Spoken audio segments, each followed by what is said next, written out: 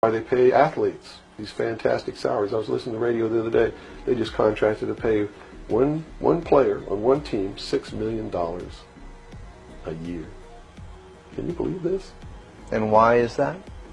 It's the Roman circus.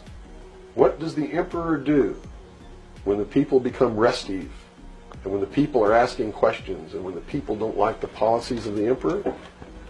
He sends them to the circus. He creates a circus. He builds a giant coliseum.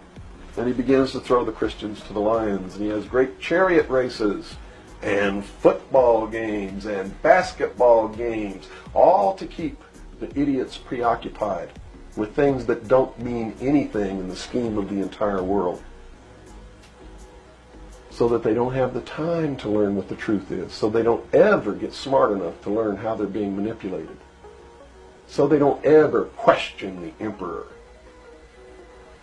That's why they pay a player on a football team or a baseball team $1 million or $2 million or $3 million a year.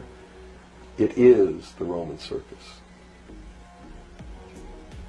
I know men who don't know anything in the world except who plays third base for the Mets, and they think that's a great accomplishment. And they meet and pat each other on the back and bond and go have cocktails and talk about what this guy that plays third base for the Mets did in last night's game. It's sad.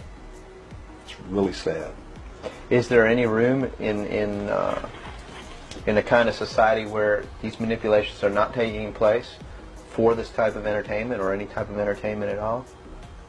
If people understand that a game is a game, if people understand that nobody, no matter what they do, is worth paying $2 or $3 million a year for, people should be able to get rich if they want to, by the sweat of their individual labor. Okay? By going out and doing something for the world. Not by taking people's minds away from the emperor. It's a game. Football's a game. Football's a game. But let me tell you something. When 150 of the most powerful men and women in the world can meet in secret in Baden-Baden, Germany, and plot the fate of billions, and nobody even cares about it, but 6 football players go to lunch together, and it's in the headlines across the country, you have a reflection of the society in which that exists. And it is a sick society that is doomed to self-destruction.